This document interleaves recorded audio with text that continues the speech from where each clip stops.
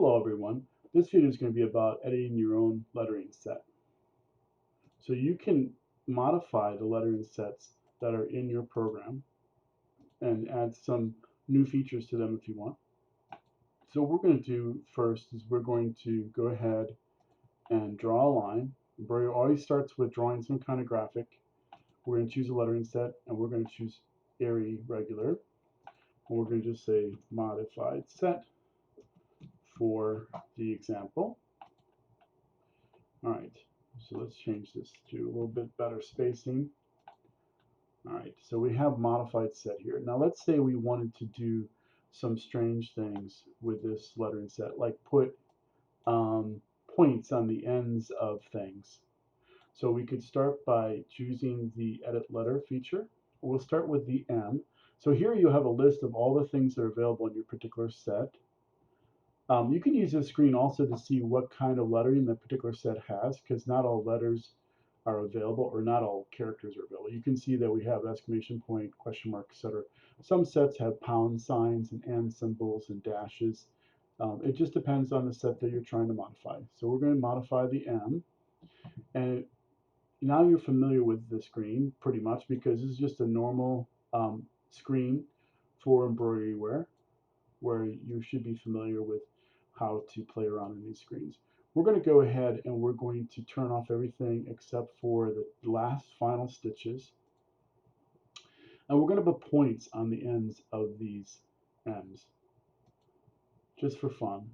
So we're going to put, let's make them, well, we'll just do points, or a ball. We could do a ball.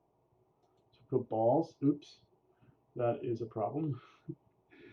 Some of these balls end up misbehaving because there is a slight problem with perfectly perpendicular things. So we're just going to move it over a little bit, just for the example. And we should be able to put the ball on now. It should go the right way. Okay. No, I'm wrong about that. Forget that.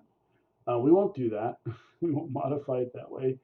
Um, that's too bad. Oh well. So let's go ahead and just turn this into something else.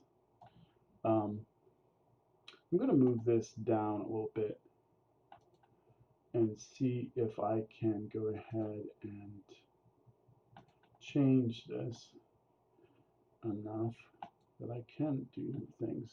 I gotta get rid of my snap.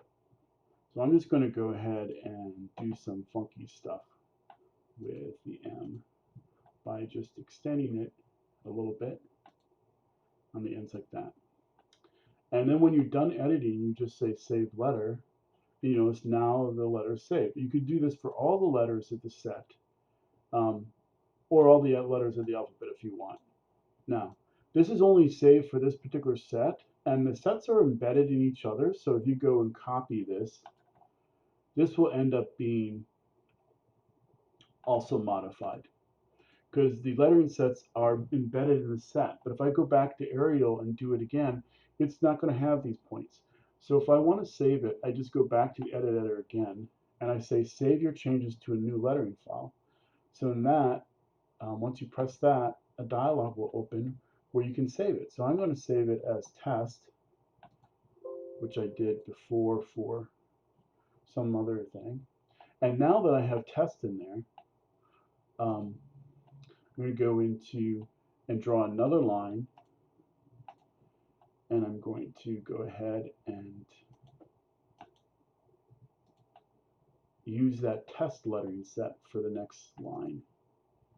Now, you notice it here, it's not on, the image is not on here. I think if I do this, it's going to be, the test lettering set was from something I imported that didn't have all the letters. If it doesn't have A, B, and C, it's not going to print out properly. So let's see here. You can see that it should be in here now. Yeah. And so test lettering set kind of looks like Erie regular, but it's not. So we'll do, just a bunch of M's, and we know that the M's will have the points. So you can see now we've kind of customized our own lettering set. So you can have fun with that.